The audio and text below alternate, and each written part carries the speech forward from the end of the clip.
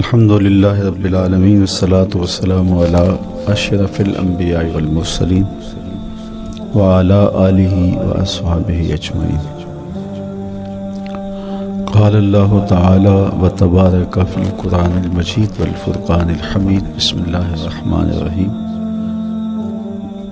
لا اقسم بہذا البلد وانت حل بہذا البلد ووالد وما ولد لقد خلقنا الانسان فی کبد۔ صدق اللہ مولانا العظیم وصدق رسولہ النبی الکریم الرؤوف الرحیم۔ اللہم نور قلوبنا بالقرآن وزین اخلاقنا بالقرآن وادخلنا الجنۃ بالقرآن ونجنا من النار بالقرآن۔ قال اللہ تعالی وتبارک فی شان حبیبہ مخبرا وآمرا ان اللہ وملائکتہ یصلون علی النبی یا ایھا الذین آمنوا صلوا علیہ وسلموا تسلیما۔ اللہم صل علی سیدنا ومولانا محمد معدن الجود والکرم صلاۃ وسلاما علیک یا سیدی یا رسول اللہ۔ میں نے آپ کے سامنے قرآن مجید کے جو کلمات تلاوت کیے ان میں اسی حقیقت کو بیان کیا گیا۔ لا اقسم بہذا البلد، آغاز ہوا شہر مکہ کی قسم سے، قسم ہے مجھے اس شہر کی، پھر وجہ قسم بھی بیان کی، وانت حل بہذا البلد، مجھے اس شہر کی قسم اس لیے کہ محبوب اس شہر میں تو جو بستا ہے، تیرا بسیرا ہے اس شہر میں، اس شہر کی گلیوں نے تیرے قدم چومے ہیں اور تیرے انفاس کی مہک اس کی فضاؤں میں بسی ہے، اس لیے مجھے قسم کہ یہاں تم رہتے ہو۔ اللہ اکبر۔ علماء کے مابین اس بات پر اختلاف ہے کہ مکۃ المکرمہ افضل ہے یا مدینۃ النبی صلی اللہ علیہ وآلہ وسلم افضل ہے۔ ایک علمی اختلاف ہے، بعض نے کہا مکۃ المکرمہ افضل ہے، دلائل دیے، بڑا وزن ہے دلائل میں۔ بعض نے کہا مدینۃ الرسول صلی اللہ علیہ وآلہ وسلم افضل ہے، دلائل دیے، بڑا زور ہے دلائل میں۔ لیکن شیخ عبد الحق محدث دہلوی علیہ رحمہ اسی آیت سے روشنی لے کر کے لکھتے ہیں کہ جب حضور مکے میں تھے تو مکہ افضل تھا، جب مدینے آ گئے تو مدینہ افضل ہو گیا۔ جدھر جدھر سے وہ گزرتے گئے مجد و شرف بھی پیچھے پیچھے رہا، چند لمحوں کے لیے ٹھہرے تھے تم جس پیڑ کے نیچے۔ نشور وحدی کا لہجہ دیکھیے کتنا دل آویز ہے، چند لمحوں کے لیے ٹھہرے تھے تم جس پیڑ کے نیچے، سنا ہے آج تک اس پیڑ کا سایہ مہکتا ہے۔ تو مکے میں ہیں تو مکہ افضل، مدینے میں ہیں تو مدینہ افضل، تو شرف ان کے وجود مسعود سے ہے۔ وہ جدھر جدھر سے گزرتے جائیں گے وہاں وہاں ہی نور پھیلتا چلا جائے گا۔ اور پیر نصیر الدین علیہ رحمہ کا لہجہ یہاں کتنا خوبصورت دکھائی دیتا ہے۔ ایک بار وہ جدھر سے گزرے ہیں نصیر، ایک بار وہ جدھر سے گزرے ہیں نصیر، بار بار ادھر سے بہار گزری ہے۔ تو کہا کہ قسم ہے مجھے اس شہر کی، یعنی شہر مکہ کی۔ کیوں اس شہر کی قسم؟ وَأَنْتَ حِلٌّ بِهَذَا الْبَلَدِ، کہ محبوب اس شہر میں تمہارا قیام ہے، اس شہر میں تمہاری رہائش ہے، تمہارے انفاس کی مہک ہے اس شہر کی فضاؤں میں، اور تمہارے قدموں کو چھوا ہے اس شہر کی گلیوں نے، اس لیے قسم کہ یہاں آپ رہتے ہو۔ ووالد وما ولد، اور قسم ہے باپ کی، اور قسم ہے جو اس کی اولاد ہے۔ والد سے مراد کیا ہے اور ما ولد سے مراد کیا ہے؟ تو اس کے بارے میں ایک قول یہ ہے کہ والد سے مراد حضرت ابراہیم علیہ السلام ہے، اور ما ولد سے مراد حضور علیہ السلام جو ان کے فرزند ہیں۔ ایک قول کے والد سے مراد حضرت آدم علیہ السلام ہیں، اور ما ولد سے مراد ان کی ساری ذریت اور نسل ہے۔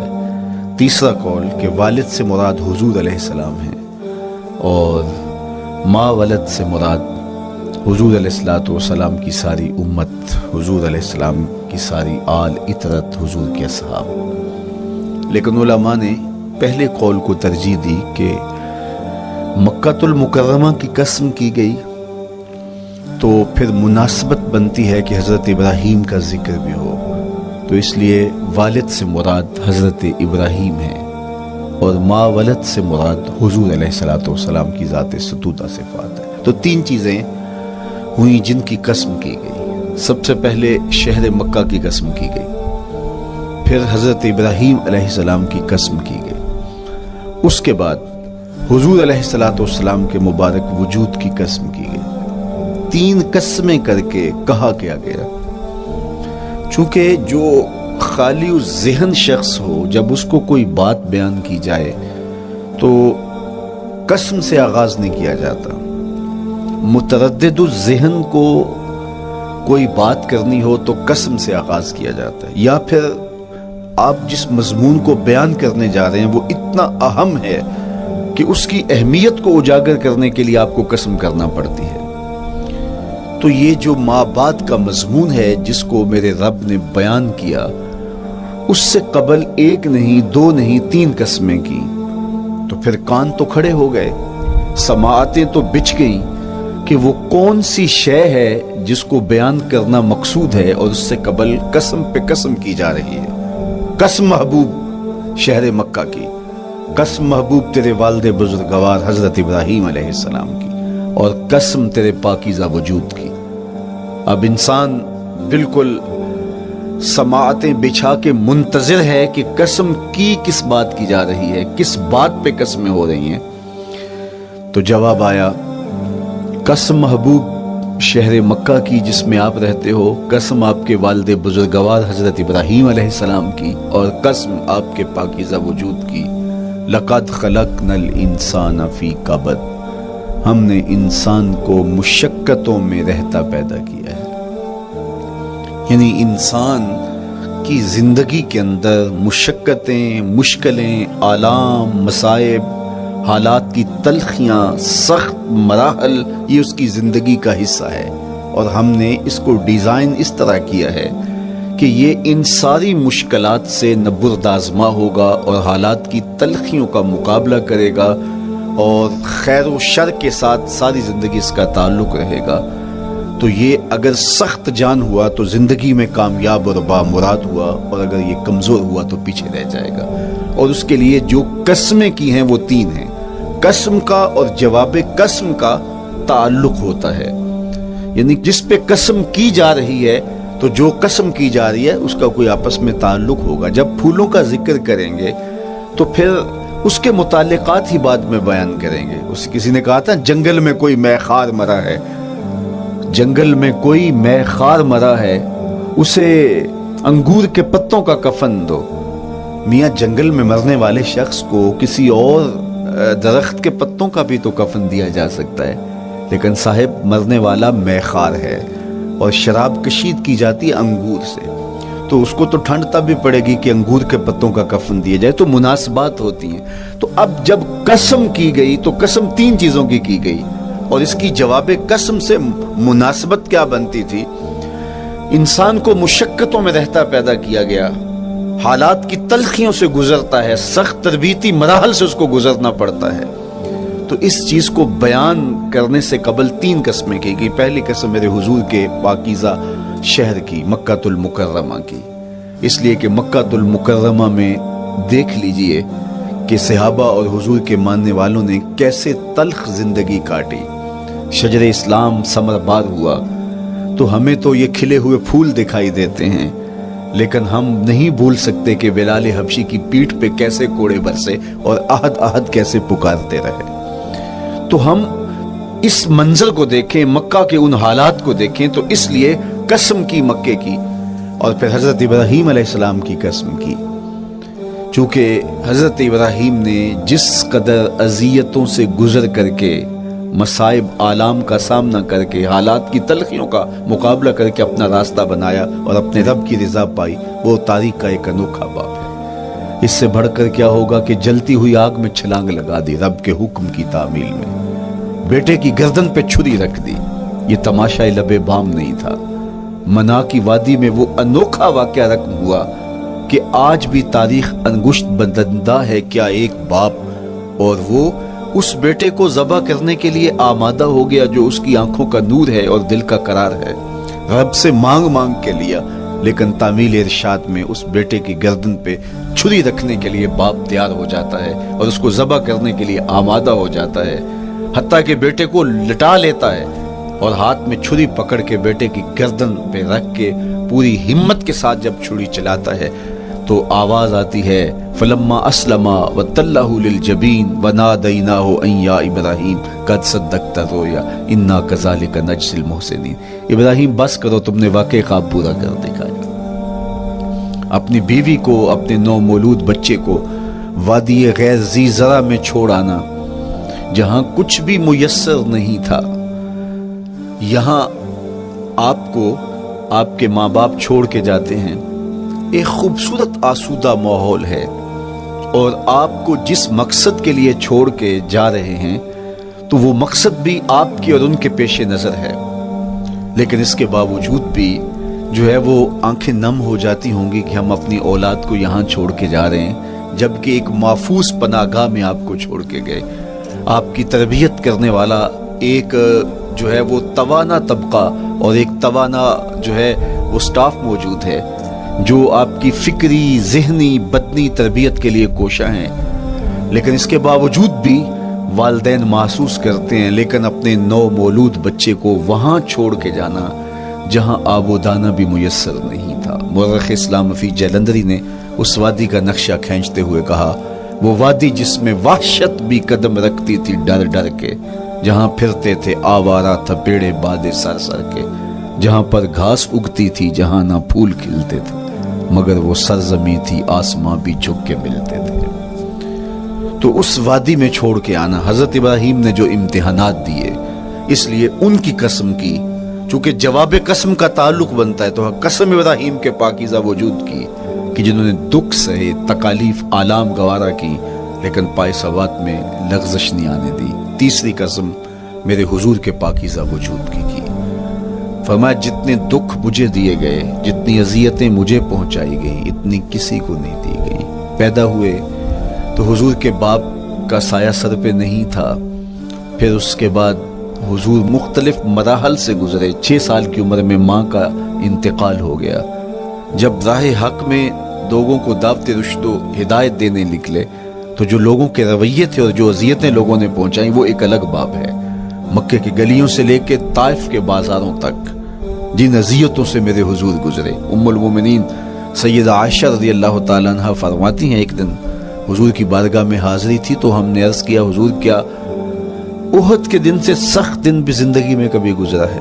صحابہ کی نظر میں اس دن سے سخت دن کبھی زندگی میں نہیں آیا، اس لیے کہ جب 70 صحابہ کی لاشیں پڑی تھیں، حضور کے چچا حضرت امیر حمزہ شہید کر دیے گئے، اور نہ صرف انہیں شہید کیا گیا، ان کا مسئلہ کیا گیا، اعضائے بدنیاں کاٹ دیے گئے، ناک کاٹ لی گئی، زبان کاٹ لی گئی، بدن چیر کے کلیجہ نکالا گیا، اور پھر ان اعضاء کا ہار پرویا گیا، اور ہندا نے گلے میں ڈال کے رقص کیا، آنکھوں میں نیزے چبھوئے گئے۔ تو یہ دردناک دن تھا۔ تو حضور کے سر انور پہ سفید رنگ کی پٹی بندھی تھی اور چشمان رحمت میں آنسو تھے، اور بار بار فرماتے تھے ما فعل امی، میرے چچا کی کہانی سناؤ۔ تو یہ دردناک دن تھا جو صحابہ نے اپنی آنکھوں سے دیکھا۔ تو انہوں نے کہا، حضور کیا احد کے دن سے سخت دن بھی کبھی زندگی میں آیا؟ ان کا خیال تھا کہ حضور فرمائیں گے ہاں یہ میرا زندگی کا مشکل ترین اور سخت ترین دن تھا، لیکن حضور نے فرمایا ہاں عائشہ، جب طائف کے بازاروں میں تیری قوم نے مجھے پتھر مارے تو یہ دن احد کے دن سے بھی سخت تھا۔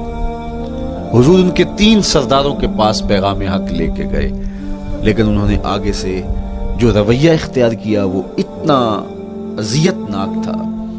حضور نے فرمایا کہ ٹھیک ہے، میں تمہاری خیر خواہی کا جذبہ لے کے تمہارے تک پہنچا ہوں، تم نے میری دعوت کو قبول نہیں کیا، تمہاری مرضی، تمہارا مقصود، چلو اب یہ بات میرے اور تمہارے درمیان رہنی چاہیے، اس بات کو راز رہنا چاہیے، اہل مکہ تک یہ بات نہ پہنچے۔ انہوں نے کہا ہم کیوں راز رکھیں، بلکہ اوباشوں کے ہاتھ میں پتھر دے دیے، اور حضور جب واپس ہونے لگے تو وہ حضور کے پاؤں پہ سنگسنی کرتے، حضور اپنا ایک پاؤں اٹھاتے تو دوسرے پاؤں پہ مارتے، شدت درد اور احساس کرب سے حضور بیٹھ جاتے تو ان کے غنڈے دائیں بائیں سے بڑھتے اور کندھوں سے پکڑ کے حضور کو اٹھاتے اور مشق سنگسنی کرتے، نالین خون سے بھر گئے، لخت لخت زخمی ہوا، اللہ اکبر۔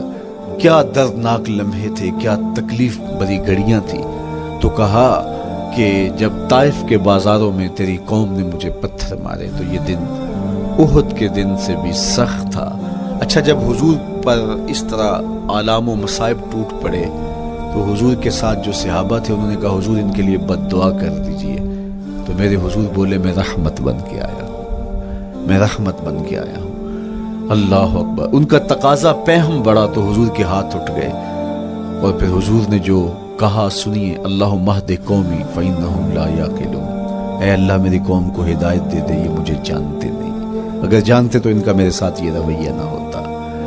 تو پتھروں کے جواب میں دعائیں دینا پیغمبروں کا حوصلہ ہوتا ہے۔ اللہ اکبر۔ مورخ اسلام فی جلندری نے کیا خوبصورت پیرائے میں نقشہ کھینچا کہ حضور ہاتھ اٹھا کے دعا مانگ رہے ہیں، الہی کرم کر کو سارے طائف کے مکینوں پر، الہی پھول برسا ان پتھروں والی زمینوں پر۔ تو حضور نے دکھ سہے، تکلیفیں سہی۔ اب 3 قسمیں کی۔ شہر مکہ کی قسم، جہاں حضور کے صحابہ نے تکلیفیں سہی، اس شہر کی گلیوں میں انہیں گھسیٹا گیا اور ان کو کچی کھالوں میں لپیٹ کے دھونیاں دی گئی، انہیں اذیت ناک مراحل سے گزارا گیا۔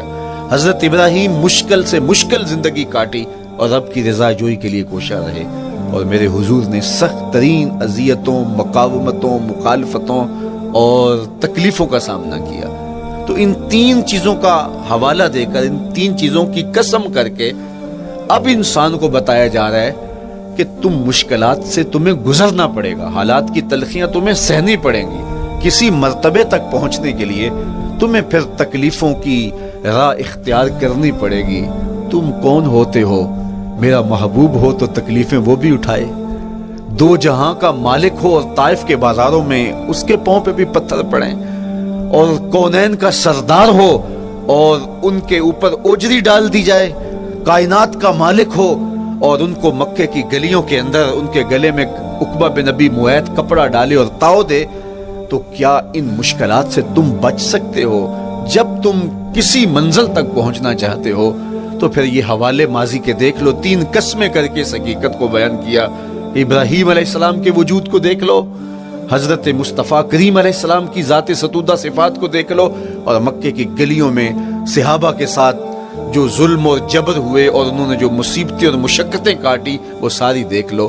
تو 3 قسمیں کھا کر کے کہا کہ بے شک انسان مشقتوں میں رہتا پیدا کیا گیا ہے۔ اس لیے قافلہ انسانی کے وہ افراد جو کسی منزل کے متلاشی ہوتے ہیں، جو جستجو کی زندگی بسر کر رہے ہوتے ہیں، ان کو پھر مشکلات سے گزرنا پڑتا ہے اور حالات کی تلخیاں ان کو گوارا کرنا پڑتا ہے، کشاکش حیات سے ان کو ٹکرانا پڑتا ہے، اور ان کو آگے بڑھنے کے لیے ان کو تکلیفوں سے گزر کر کے، جان گسل مراحل سے گزر کر کے پھر منزل کی طرف عازم سفر ہونا پڑتا ہے۔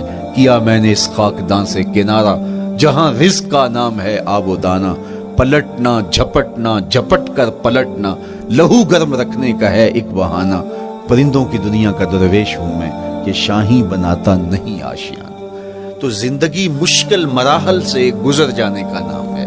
اقبال نے کہا تھا ہے شباب اپنے لہو کی آگ میں جلنے کا نام۔ یہ زندگی آسان نہیں ہے، یہ حالات کی تلخیوں کا مقابلہ کرنے کا نام ہے، یہ ضبط نفس کا نام ہے، یہ اپنے من کی تربیت کا نام ہے۔ حضرت امام رازی سائت کریمہ کے تحت لکھتے ہیں کہ جب بچہ شکم مادر میں ہوتا ہے تو وہ 3 پردوں میں ہوتا ہے، ایک جھلی کا پردہ، ایک رحم مادر کا پردہ اور ایک پیٹ کا پردہ۔ تو 3 پردوں میں وہ بیچارہ بڑی عجیب سی حالت میں ہوتا ہے۔ یہ اس کا پہلا مرحلہ ہے تخلیق کے بعد، اس کے بعد پیدائش کا دوسرا مرحلہ ہے، یہ زچہ بچہ دونوں کے لیے موت و حیات کے مرحلے ہوتے ہیں۔ اس کے بعد وہ پیدا ہوا، اس دنیا پہ آیا تو اس کی مشکل کیا ہے؟ زبان ہے بولنا نہیں جانتا، دیکھتا ہے پہچان نہیں سکتا، سنتا ہے سمجھ نہیں سکتا، ہاتھ ہیں پکڑ نہیں سکتا، ٹانگیں ہیں چل نہیں سکتا۔ کتنی مشکل بن گئی، یہ سب کچھ چیزیں ہونے کے باوجود بھی وہ بے بس دکھائی دیتا ہے، اس کو دودھ مانگنے کے لیے بھی رونا پڑتا ہے۔ تو یہ ایک مرحلہ تھا۔ پھر آہستہ آہستہ اس نے بولنا سیکھا، ایک ایک حرف کر کے، لفظ جوڑ کے وہ جملے مکمل کرتا رہا۔ آج تو زبان کا طوطی بولتا ہے، آج تو بات کریں تو جو ہے وہ ماحول تھم جاتا ہے، لیکن انسان ذرا پلٹ کے آغوش مادر میں تیری ماں نے ایک ایک حرف تجھے سکھایا تھا، ایک ایک لفظ تجھے سکھایا تھا، لفظ لفظ کر کے، حرف حرف کر کے جملے بنے، اور آج تیری گفتار کی شوخی کے تذکرے زمانے میں ہیں، تو پھر تجھے بولنا سکھایا، تو چل نہیں سکتا تھا، آج تیری جو ہے وہ جولانیاں دیکھنے والی ہیں، تیری رفتار کو کوئی چھو نہیں سکتا ہے، تیری آنکھوں کی بجلیاں آج عقابوں سے بڑھ کر ہیں، آج تیرے کانوں کے اندر نغموں کا جہاں آباد ہے، آج تیرے ہاتھوں کی گرفت کہ آگے شیر غراں بھی ہو تو وہ بھی بے بس ہو جاتا ہے، لیکن دیکھ تو کتنا مجبور تھا۔ اچھا چلو وہاں سے آگے آئے، پھر زندگی کو سیکھنا پڑتا ہے، آداب سیکھنے پڑتے ہیں، کس سے کیا بات کرنی ہے سیکھنا پڑتا ہے، آگے بڑھے، جوانی کی دہلیز پہ پہنچے۔ جوانی انسان کی زندگی کا باقپن ہوتا ہے، عروج ہوتا ہے، اللہ اکبر، لیکن جوانی کو تقدس معاب رکھ کے منزل تک پہنچانا یہ سب سے مشکل مرحلہ ہوتا ہے، چونکہ جذبات بے قابو ہیں، خواہشیں آوارہ ہیں، اور تا حد نظر نظارے ہی نظارے جو دل کو کھینچتے ہیں۔ اب اپنے تقدس کو جو شخص محفوظ رکھے، کائنات میں سب سے قیمتی جوہر حضرت انسان کا اس کی عصمت کا جوہر ہے، اور سب سے حسین چہرہ وہ ہے جو جنسی کالک سے اپنے آپ کو بچا لے۔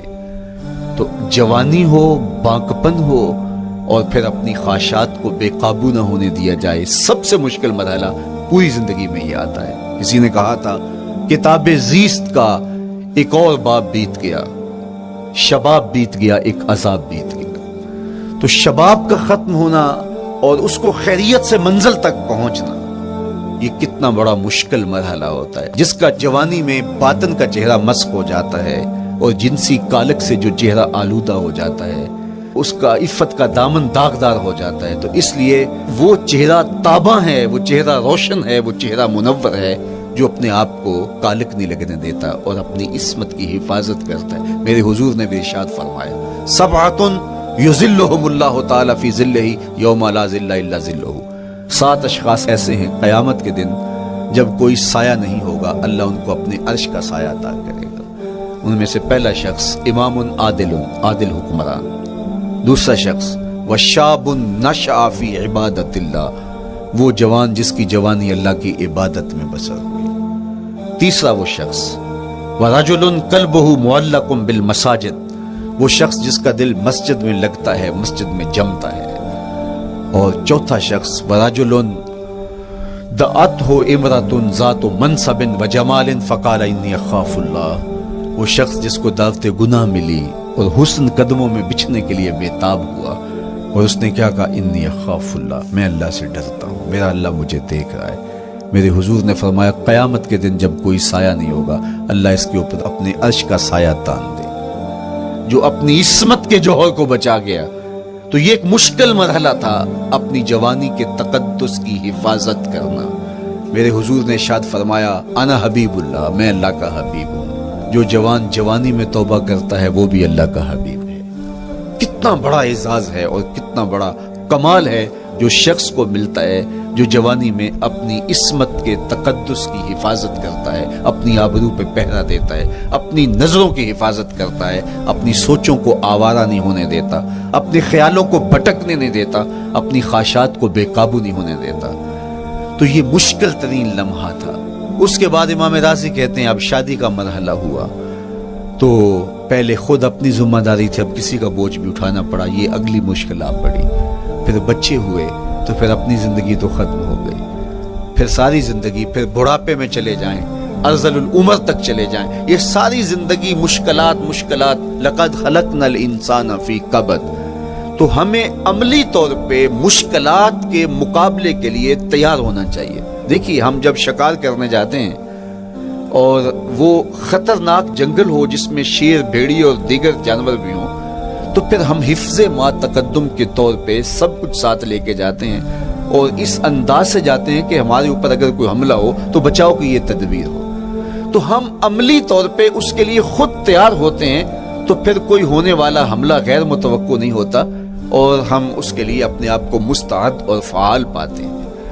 اسی طرح میں اور آپ اگر زندگی کے اس فلسفے سے آگاہ نہیں ہوں گے کہ زندگی مشکلات کا مجموعہ ہے، حالات کی تلخیاں ساری زندگی ہمارے ساتھ رہیں گی، تو کوئی بھی تکلیف، کوئی بھی اذیت، کوئی بھی ایسا واقعہ جو ہم نہیں چاہ رہے ہوں گے وہ روح پذیر ہوگا تو ہم گھبرا جائیں گے اور پھر اس وقت ہم دکھی ہو جائیں گے۔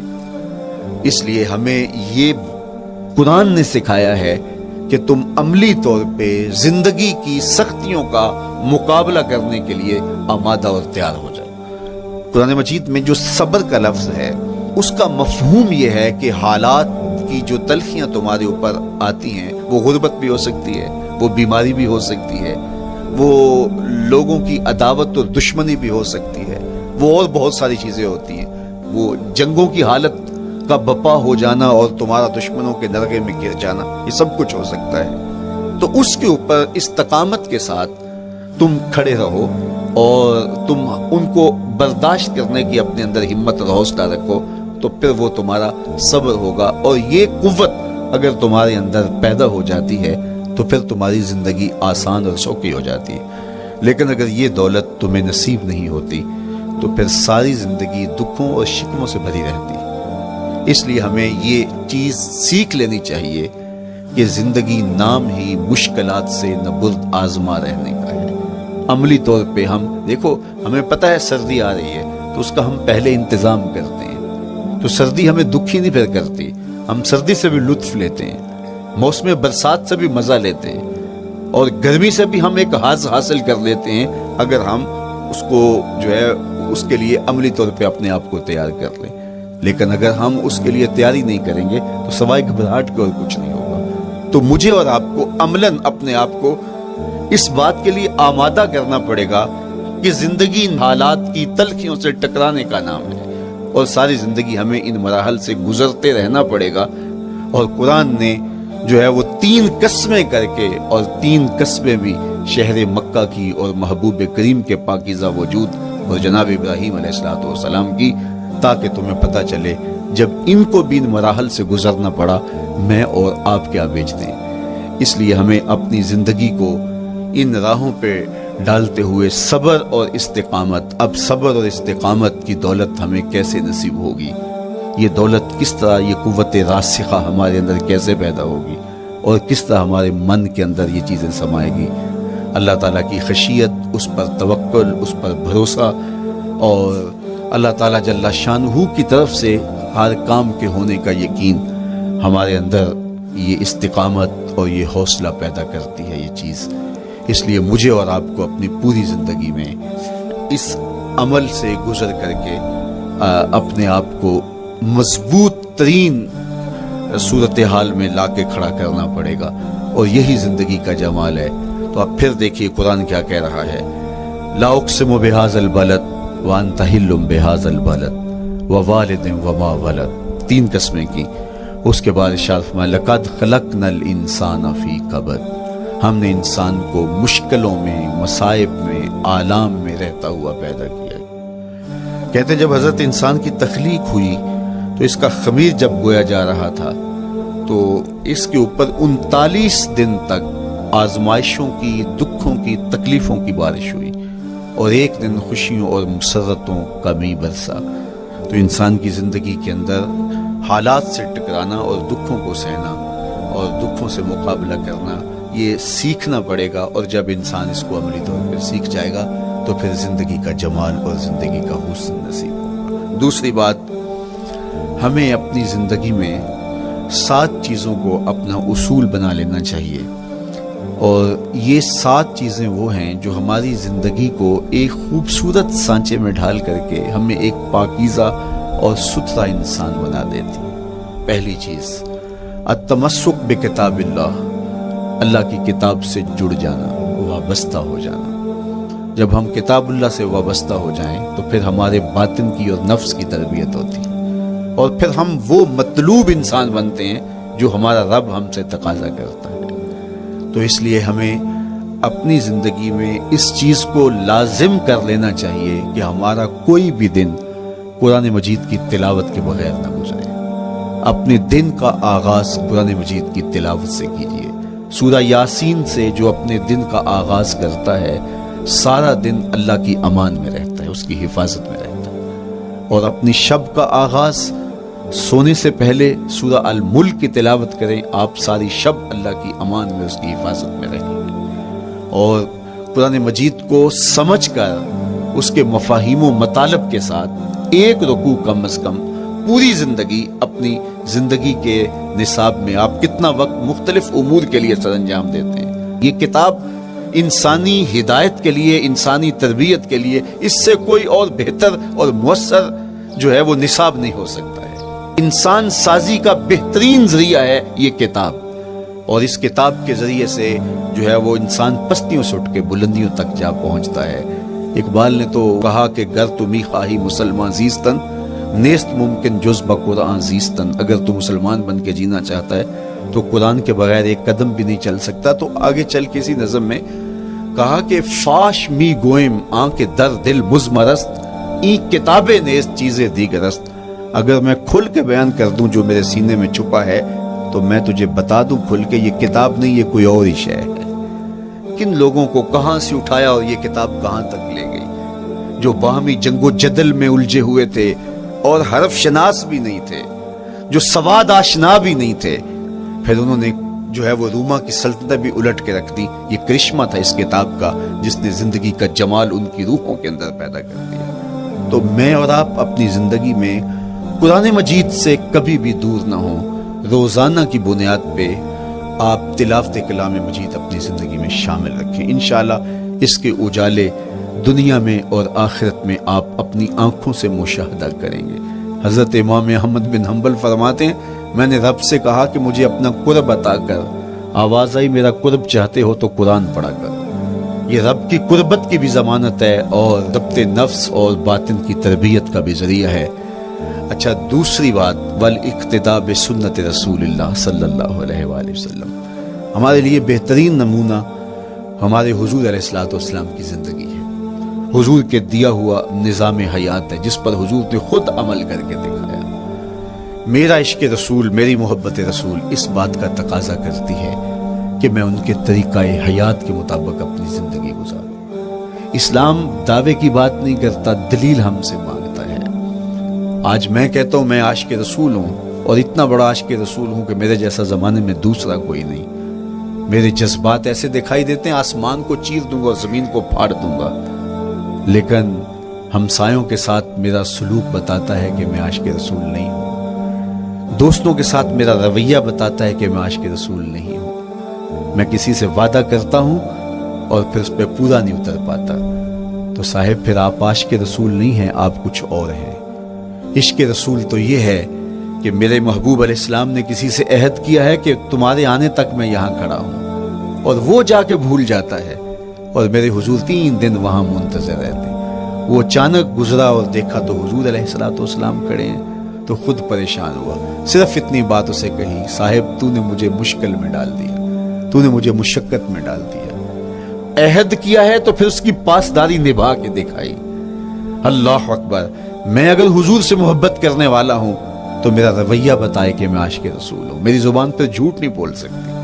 آپ سے پوچھا گیا کہ مومن بزدلی کر سکتا ہے؟ کہا نہیں، بہادر ہوتا ہے، لیکن ہو سکتا ہے کبھی اس سے بزدلی سرزد بھی ہو جائے۔ پھر پوچھا گیا کہ مومن بخیل ہو سکتا ہے؟ کہا نہیں، سخی ہوتا ہے، لیکن ہو سکتا ہے کبھی اس سے بخل بھی سرزد ہو جائے۔ پھر تیسرا سوال حضور سے کیا گیا، مومن جھوٹا ہو سکتا ہے؟ فرمایا جھوٹا نہیں ہو سکتا، یہ پکی بات ہے کہ مومن جھوٹ نہیں بول سکتا۔ میں اور آپ اپنے رویوں میں دیکھیں کہ ہم کھڑے کہاں ہیں۔ آج ہم ان جگہوں پہ بھی جھوٹ بولتے ہیں جہاں جھوٹ بولنا ہماری مجبوری بھی نہیں ہوتی، چونکہ یہ ہماری فطرت ثانیہ اور عادت بن چکا ہے، اور ہم اس کو برا ہی نہیں سمجھتے۔ جبکہ جھوٹ جب کوئی شخص بولتا ہے، حدیث پاک میں آتا ہے اس کے منہ سے بدبو نکلتی ہے، رحمت کے فرشتے 1 میل دور ہٹ جاتے ہیں اس سے۔ اور سویر سے شام تک جب ہمارے معمولات یہ ہوں تو پھر ہم کہاں کھڑے ہیں اور رحمت کے فرشتے کہاں کھڑے ہیں؟ تو حضور علیہ الصلوۃ والسلام کی سنت کا اتباع حضور کی محبت کی دلیل ہوگی۔ امام قرطبی نے لکھا ہے، اللہ کی محبت کا کوئی دعویٰ کرے تو کیا دلیل ہوگی کہ یہ واقعی محب الہی ہے؟ تو کہا اللہ سے محبت کا دعویٰ کرنے والے کے لیے دلیل یہ ہے کہ وہ قرآن سے پیار کرے۔ قرآن سے پیار اور قرآن سے محبت کی دلیل یہ ہے کہ حضور کا پیار سینے میں رکھے، حضور سے محبت کی دلیل یہ ہے کہ سنت رسول سے پیار کرنے والا ہو، اور سنت رسول سے پیار کرنے کی دلیل یہ ہے کہ بدعات سے اجتناب کرنے والا ہو، ہر وہ طریقہ جو میرے حضور نے نہیں دیا اس کو اختیار نہ کرے، اس طریقے کو اختیار کرے جو حضور علیہ الصلوۃ والسلام کا عطا کرتا ہے۔ تیسری بات، عقل الحلال، یہ وہ بنیادی اصول ہیں جو ہماری زندگیوں میں اتر جانے چاہیے اور ہم ایک صالح اور خوبصورت انسان بن کے اس معاشرے کا حصہ بن سکتے ہیں۔ عقل حلال زندگی میں شامل ہو تو زندگی کو جمال نصیب ہوتا ہے اور باطن اور ظاہر کو طمانینت نصیب ہوتی ہے۔ اگر رزق پاک نہیں ہے تو آپ کعبے بھی جائیں تو وہاں بھی آپ محروم پلٹیں گے۔ میرے حضور علیہ الصلوۃ والسلام نے فرمایا، ایک بندہ لمبا سفر کر کے گیا، اشعث اغبر کے لفظ ہیں، اس کے بال بکھرے ہوئے ہیں، سفر کی گرد پڑی ہوئی ہے اور لباس بھی پھٹا ہوا ہے، شکستہ حالت، پراگندہ صورت، اور کھڑا ہے کعبۃ اللہ کے سامنے، یمد یدیہ، دونوں ہاتھ لمبے کر کر کے دعا مانگ رہا ہے، اور کیا کہتا ہے؟ اے اللہ ومطعمہ حرام ومشربہ حرام وملبسہ حرام وغذی بالحرام۔ فرمایا اس کا کھانا حرام کا ہے، اس کا پینا حرام کا ہے، اس نے جو لباس پہنا ہے وہ حرام کا ہے۔ میرے حضور فرماتے ہیں بتاؤ اس کی دعا کیسے قبول ہوگی؟ اب لمبا سفر کاٹ کے حرم کعبہ میں پہنچے، غلاف کو پکڑ پکڑ کے دعائیں کر رہا ہے، لمبے لمبے ہاتھ کر کے دعائیں مانگ رہا ہے، ملتزم سے لپٹا ہوا ہے، حتیم میں سجدہ ریز ہو کے رو رو کے دعائیں مانگ رہا ہے، لیکن دعا قبول نہیں ہوتی۔ کیوں؟ اس لیے کہ اس کے پیٹ میں لقمہ حرام کا ہے، اس کے بدن پہ لباس حرام کا ہے۔ تو اسلام نے جتنا زور حلال کمانے، حلال کھانے اور حلال اختیار کرنے پر دیا ہے، تو ایک مومن اگر اسلام کے مبادیات سے بھی آگاہ ہو تو اس کی تو زندگی کے اندر جو ہے وہ حرام گھس ہی نہیں سکتا ہے، بلکہ وہ مشکوک سے بھی اجتناب کرے۔ چوتھی چیز، کف الاذی، اپنے آپ کو ایسا بناؤ کہ تمہارے وجود سے کسی کو ضرر اور تکلیف نہ پہنچے۔ ہمارا اسلام تو ہمیں یہ بتاتا ہے کہ تم پیاز یا لہسن کھا کے مسجد میں نہ جاؤ کہ تمہارے منہ سے جو سمیل آتی ہے اس سے کسی کو تکلیف نہ پہنچے۔ تو یہ اسلام کی دی ہوئی تعلیمات ہیں کہ مسجد میں بھی جانا ہے تو اپنے آپ کو دیکھو کہ تمہاری حالت کیا ہے، تمہاری وجہ سے کسی کو تکلیف نہ پہنچے، تمہارے رویے اتنے خوبصورت ہوں، تمہارے ہمسائے بتائیں کہ یہ واقعی مسلمان ہے۔ مسلمان کی تعریف کی گئی، المسلم من سلم المسلمون من لسانہ و یدہ۔ مسلمان کون ہے؟ جس کے ہاتھ سے، جس کی زبان سے دوسرا مسلمان بھائی محفوظ ہے، تو وہ مسلمان ہے۔ اللہ اکبر۔ ہم یہ جو کہتے ہیں السلام علیکم، اس کو کہتے ہیں تحیت المسلم، مسلمان کا تحیت۔ تو اس میں اس کے معنی پہ غور کریں تو ہم اس کو ضمانت دے رہے ہوتے ہیں، السلام علیکم، تیرے اوپر سلامتی ہو، تو ہم اپنی جانب سے ضمانت دیتے ہیں، میرے بھائی میری طرف سے تیری عزت، تیری جان، تیری آبرو سلامت ہے، اب میری جانب سے تو پریشان نہیں ہونا، میں تجھے سلامتی کی ضمانت دیتا ہوں۔ اور وہ آگے سے کیا کہتا ہے؟ وعلیکم السلام، میرے بھائی پھر میری جانب سے بھی تیرا سب کچھ محفوظ ہے۔ اگر سلام کا مفہوم اچھی طرح ہماری روحوں میں اتر جائے تو پھر ایسا ہو نہیں سکتا کہ ہم جس کو السلام علیکم کہہ دیں پھر اس سے ہم دھوکہ کریں یا اس کی آبرو پہ حملہ آور ہوں یا اس کے مال پہ حملہ آور ہوں جب السلام علیکم کہہ دیا۔ چونکہ جو ہمیں لفظ بولنے کے لیے کہا گئے اس کے پیچھے فلسفہ ہے لفظوں کا۔ یہ پھول ہیں، ان کو دیکھ کر سبحان اللہ کہنے کا کہا گیا ہے، پہاڑوں کو دیکھ کے اللہ اکبر کہنے کا کہا گیا ہے۔ پہاڑوں کو دیکھ کے سبحان اللہ کہہ دیں اور پھولوں کو دیکھ کے اللہ اکبر کہہ دیں، ایسا کیوں نہیں کہہ دیتے؟ لیکن نہیں، اس لیے کہ جب پہاڑوں کو دیکھتے ہیں تو دل میں ان کی ہیبت پیدا ہوتی ہے۔ اتنے بڑے پہاڑ، سمندر کو دیکھتے ہیں تو اس کی ہیبت پیدا ہوتی ہے، اتنا بڑا سمندر تا حد نظر پھیلا ہوا، تو جب اس کی بڑائی پیدا ہونے لگتی ہے تو فوراً پلٹایا گیا اللہ کی بڑائی کی طرف اور کہا بول اللہ اکبر، یہ نہیں میرا اللہ بڑا ہے۔ اور پھول کو جب دیکھا تو اس کی لطافت کی طرف الجھنے لگے، کتنا خوبصورت ہے، درزوں میں کیسے خوشبو بسی ہوئی ہے، کیسے رنگ ہیں، کیسے جمال ہیں، اللہ اکبر۔ وہ کیا کسی نے کہا تھا نا کہ درزوں کی لطافت میں خوشبو نے اماں پائی، گل چیرنے والے نے کس شان سے چیرا ہے۔ تو کیا کمال ہے یار، کیا پتیاں ہیں، کیا رنگ ہے، کیا خوبصورتی ہے، کیا لطافت ہے۔ الجھنے لگے، کہا بول سبحان اللہ، یہ کیا ہے جس نے رنگ بھرے ہیں وہ پاک ہے۔ تو تیرا دل الجھ نہ جائے تو جو ہم بولتے ہیں، لفظ جہاں بھی بولتے ہیں اس کے پیچھے ایک فلسفہ ہوتا ہے۔ السلام علیکم یہ تحیت المسلم ہے۔ جب ہم کسی کو کہتے ہیں السلام علیکم تو اس کو ہم نے ضمانت دے دی، بس بات ختم۔ اب جو ہے وہ میری جانب سے تو محفوظ ہے. لیکن ہم سلام بھی لے رہے ہوں گے اور ہاتھ بھی کاٹ رہے ہوں گے اور اس کی جیب بھی کاٹ رہے ہوں گے, پھر سلام نہیں لیا, ہم نے منافقت کی ہے. تو کف الاذی چوتھی چیز. اور پانچویں چیز اجتناب المعاصی, گناہوں سے اپنے آپ کو بچا کے رکھنا. نیکی کرنا بہت اہم ہے, لیکن نیکی کرنے سے زیادہ ہم اپنے آپ کو گناہوں سے بچانا. چونکہ شر کی قوتیں ہمارے ساتھ جڑی ہوئی ہیں, اس لیے اپنے آپ کی حفاظت جب ہم کریں گے تو ہم ایک اچھی صورت میں آگے بڑھیں گے. اور چھٹی چیز وہ ہے التوبہ. توبہ تسلسل کے ساتھ کرتے رہیے. یہ تصور کہ بڑھاپے میں توبہ کریں گے, یہ تصور کہاں سے آیا؟ یا ہمارے ہاں آج کل یہ کلچر پیدا ہوا ہے کہ لیلۃ القدر یا شبرات کے دن سارے جڑ کے توبہ کرنے بیٹھ جاتے ہیں اور پورا سال اپنی مرضی کی زندگی گزارتے ہیں. ایسا نہیں ہے. میرے حضور کے دامن پہ ایک بھی گناہ کا دھبا نہیں تھا. ہم نبیوں کی عصمت کے قائل ہیں, کسی نبی پر کوئی گناہ کا دھبا نہیں ہوتا. اگر اس امکان کو بھی تسلیم کر لیا جائے تو ساری شریعت مشکوک ہو جاتی ہے. لیکن اس کے باوجود حضور فرمایا میں دن میں اللہ سے 100 بار توبہ کرتا ہوں, ایک دن میں 100 مرتبہ توبہ کرتا ہوں. میں اور آپ دیکھیں کہ ہم کیا اس معمول کو اپنی زندگی میں شامل کیے ہوئے ہیں. جب انسان توبہ کرتا ہے, جب غسل کر لیتا ہے نا ایک دفعہ, تو پھر وہ بچ بچ کے چلتا ہے کہ کوئی گرد دوبارہ پڑ نہ جائے. اور جب وہ لتھڑا ہوا ہو تو پھر اس کو پرواہ بھی نہیں ہوتی. اس لیے ہمیں بار بار غسل کرنے کی, بار بار توبہ کرنے کی تلقین کی گئی ہے تاکہ ہم پھر نئے گناہوں سے بچتے رہیں گے. تو اپنی زندگی میں توبہ کا تسلسل کیجئے. شام سویرے صبح بار بار اللہ سے توبہ کی اور رجوع کیجئے. اور آخری چیز ادا الحقوق, حقوق کا ادا کرنا. ہمارے ذمے جو حقوق عائد ہوتے ہیں وہ ہمارے والدین کے ہیں, وہ ہمارے بہن بھائیوں کے ہیں, وہ ہمارے دوستوں کے ہیں, ہمسایوں کے ہیں, ہمارے اساتذہ کے ہیں, کلاس فیلوز کے ہیں. وہ حقوق حتیٰ کہ جانوروں کی کیوں نہ ہوں تو ان حقوق کو ہم ادا کرنے والے دستبردار نہیں ہو سکتے ہم ان حقوق سے. یہ مومن کی زندگی ہے, یہ ہمارا نظم حیات ہے, یہ اسلام کا دیا ہوا منشور ہے, یہ طریقہ زندگی ہے کہ ہم ایک ایک کے حق کو ادا کرتے ہوئے اپنی زندگی کو بسر کریں. بالخصوص میں طلباء سے مخاطب ہوں کہ یہ عمر تربیتی اعتبار سے سب سے اہم عمر ہے. سیدنا علی المرتضیٰ رضی اللہ تعالیٰ عنہ فرماتے ہیں کہ 15 سال سے لے کر کے 20 سال تک کی عمر میں انسان کے نظریات پختہ ہوتے ہیں اور اس کی عادتیں جمتی ہیں. یہ دوسرے کہتے ہیں 13 سے 19 سال تک کی عمر, وہ کہتے ہیں یہ بڑی اہمیت کی حامل ہے.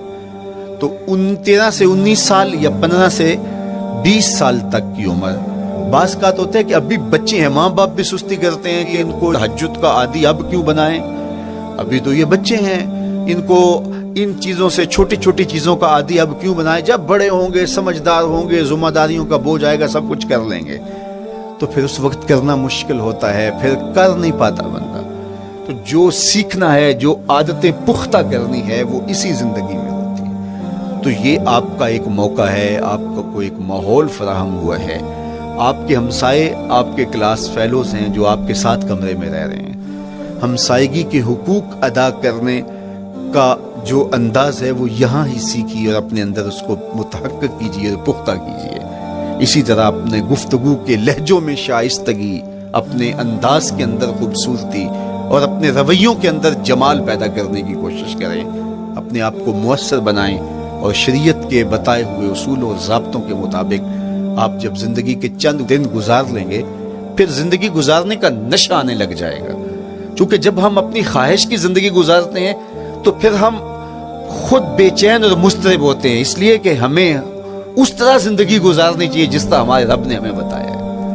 آپ کوئی بھی مشین خریدتے ہیں, کوئی بھی چیز لیتے ہیں تو اس کے ساتھ چھوٹی سی بک دیتے ہیں آپ کو, اس کا طریقہ استعمال بتاتے ہیں کہ اس کو یوں استعمال کرو گے تو دیر پا اس کے فوائد حاصل کرو گے. اگر یہ مائک ہم اس طرح استعمال نہیں کرتے, اپنی خواہش سے استعمال کریں گے تو پھر نتیجہ کیا ہوگا کہ تھوڑے دنوں کے بعد جو ہے وہ خرابی کی طرف سلسلہ چلے گا. اس طرح یہ وجود جس پاکیزہ ذات نے بنایا ہے اس نے ہمیں بتایا ہے کہ اس کو استعمال کیسے کرنا ہے اور اس زندگی کو کیسے گزارنا ہے. اور پھر انسان کو ایک ماڈل اور نمونہ بھی چاہیے.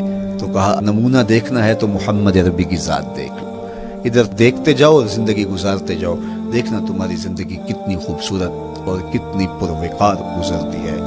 اللہ آپ کو دنیا آخرت کی برکتیں دے، اپنی پناہوں اور اپنی امان اور اپنی حفاظتوں کا حصار دے، اور آنے والا کل اللہ بہتر فرمائے، میرے وطن کی خیر کرے، میرے ملک کو امن کے اجالے دے، یہاں دہشت گردی کے سلگتے علاؤ ٹھنڈے کر کے امن کی بہاریں پیدا کر دے۔ کی محمد سے وفا تو نے تو ہم تیرے ہیں، یہ جہاں چیز ہے کیا، لوہو قلم تیرے ہیں۔ وآخر دعوانا ان الحمدللہ۔ جو لینا ہے سی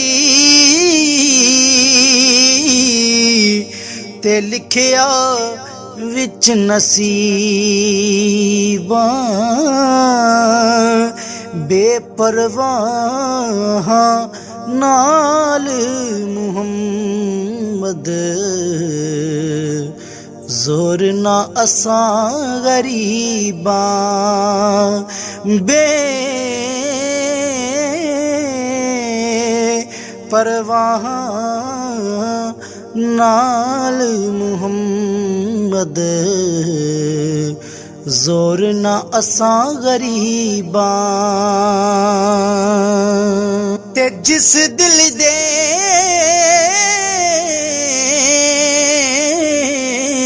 وچ، جس دل دے